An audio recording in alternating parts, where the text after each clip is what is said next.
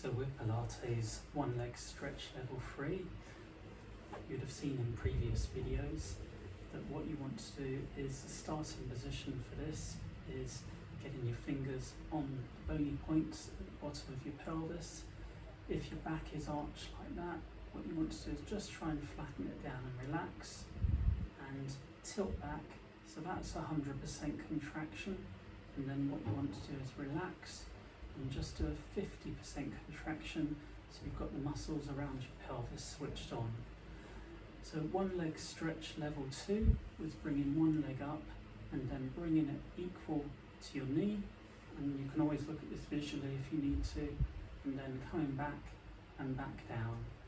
And while you do this, what you don't want to do is to come up, put your leg out and then your back to arch. So you're trying to maintain that posture the whole time. So if you lose it, you can either lower the number of repetitions or just reset yourself and then set that position again.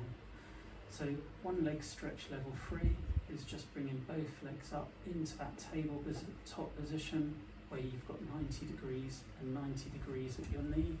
And then instead of bringing the legs back down as you would do in the scissors posture, what you're doing with them both up is just bringing one leg out to diagonal and back again, and then one leg out and back again.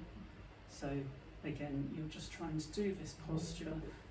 If your core is weak, you might feel your back wants to do that. So that's the point of the exercise. Just hold it there and do this. So if you're really struggling, you might just want to do 5 to 10 on each leg and then rest back down. You can also add in the arms as well. So when you've got your legs up, you can hold your arms diagonally and again just swap legs over. So you can either do one leg at a time or back down, or just bring them up and swap them over. And then when you're ready to go back down, just lower your legs and relax.